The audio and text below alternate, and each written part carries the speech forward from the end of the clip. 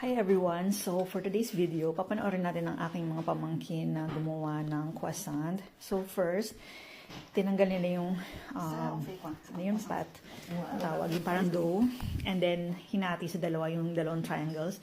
Ayan, medyo perfectionist sila, diba? So inuulit-ulit nila ganyan. So akala mo lang hindi ganun yung itsura niya, pero pag naluto siya and nag-rise yung flour, I guess, and then magiging ganyan na yung itsura niya.